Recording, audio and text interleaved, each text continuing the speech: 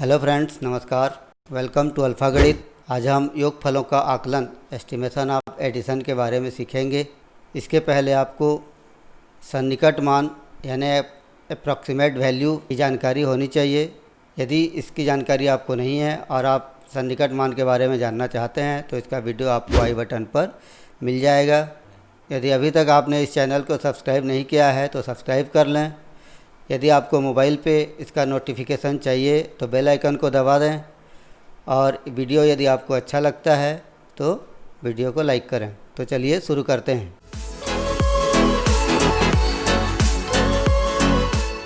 योगफलों का आकलन या आकलित योगफल ज्ञात करने के लिए पहले दी गई संख्याओं का निकटतम मान ज्ञात कर लेते हैं तथा प्राप्त निकटतम मानों को जोड़ देते हैं।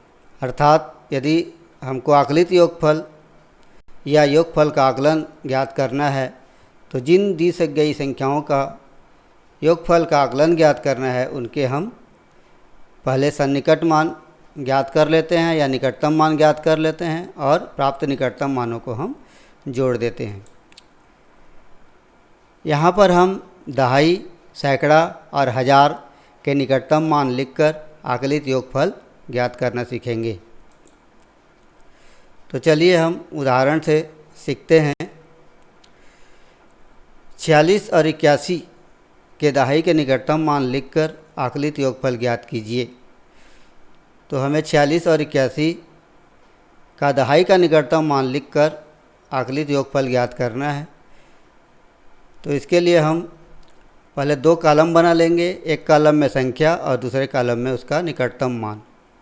अब यहाँ पर संख्या 46 और 81 दिया हुआ है तो हम संख्या वाला कॉलम में 46 लिखेंगे। 46 और इसका जो निकटतम मान होगा, यहाँ पर हम 46 के दहाई का निकटतम मान निकालेंगे तो 46 के दहाई का निकटतम मान 50 होगा।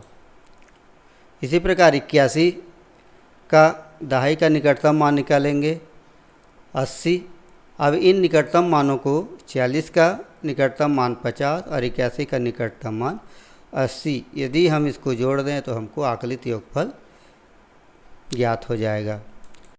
तो 46 और 81 का आकलित योगफल बराबर 46 का निकटतम मान 50 और धन 81 का निकटतम मान 80। अब 50 और 80 दोनों को यदि हम जोड़ देते हैं तो 130। इस प्रकार से 46 और 81 का आकलित योगफल 130। एक और उदाहरण से इसको हम समझते हैं। 72 और 88 के दहाई का निकटतम मान लिखकर आकलित योगफल ज्ञात करना है। तो यहाँ पर भी हम संख्या और निकटतम मान दो कॉलम बना लेंगे। यहाँ पर संख्या 72 है और 88 है तो पहले हम 72 का निकटतम मान 70, दूसरी संख्या 88 का निकटतम मान 90। तो 72 का निकटतम मान 70, 88 का निकटतम मान 90। 72 और 88 का आकलित योगफल बराबर हो जाएगा 70 धन 90। ये 72 का 70 धन 88 का निकटतम मान 90 दोनों को जोड़ेंगे तो बराबर 160। अब सैकड़ा का निकटतम मान लिखकर आकलित योगफल ज्ञात करना है। इसके लिए हम देखते हैं 506 और 271। इसका निकटतम मान सैकड़े का निकटतम मान लिखकर आकलित योगफल ज्ञात करना है। तो इसमें भी हम दो कॉलम कर लेंगे, संख्या और निकटतम मान। संख्या में हम 506 का निकटतम मान, यहाँ पर 506 का सैकड़े का निकटतम मान 500 हो जाएगा। फिर दूसरी संख्या 271 का सैकड़े का निकटतम मान 300। अब 506 और 271 का आकलित योगफल बराबर 506 का निकटतम मान 500 धन 271 का निकटतम मान 300।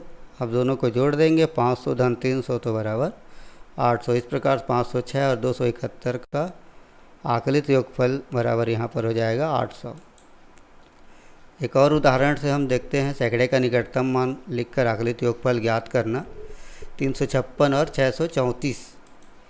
तो इसमें भी हम पहले दो कॉलम कर लेंगे, संख्या और निकटतम मान। संख्या में पहली संख्या 356 का निकटतम मान 400। दूसरी संख्या 634, 634 का निकटतम मान 600। अब 356 और 634 का आकलित योगफल बराबर 356 का निकटतम मान 400 धन 634 का निकटतम मान 600। अब 400 और 600 को जोड़ देते हैं तो बराबर आ जाता है 1000। इस प्रकार से 356 और 634 का आकलित योगफल बराबर हो जाएगा 1000। अब हम देखते हैं 1000 के निकटतम मान लिखकर आकलित योगफल ज्ञात करना। तो 3756 और 2140 का 1000 का निकटतम मान लिखकर आकलित योगफल ज्ञात करेंगे। तो यहाँ पर भी हम संख्या और निकटतम मान 2 कॉलम कर लेंगे। संख्या में पहली संख्या 3756, 3756 का निकटतम मान 4000। दूसरी संख्या 2140, 2140 का निकटतम मान 2000। अब 3756 और 2140 का आकलित योगफल बराबर 3756 का निकटतम मान 4000, 2140 का निकटतम मान 2000, दोनों को जोड़ देंगे तो 4000 धन 2000 बराबर आ जाएगा 6000। अब एक और उदाहरण से 1000 का निकटतम मान लिखकर हम आकलित योगफल ज्ञात करते हैं। यहाँ पर संख्याएं हैं 7015 और 2512। तो यहाँ भी हम 2 कॉलम करेंगे, संख्या और निकटतम मान। पहली संख्या है 7015, इसका निकटतम मान 7000। दूसरी संख्या है 2512, इसका निकटतम मान 3000। इस प्रकार से 7015 और 2512 का 1000 का निकटतम मान लिखकर आकलित योगफल हो जाएगा 7015 का निकटतम मान 7000, 2512 का निकटतम मान 3000, दोनों को हम जोड़ देते हैं तो 7000 धन 3000 बराबर आ जाएगा 10000। तो ये था दहाई, सैकड़ा और 1000 का निकटतम मान निकालकर आकलित योगफल ज्ञात करना। वीडियो को अंत तक देखने के लिए बहुत बहुत धन्यवाद।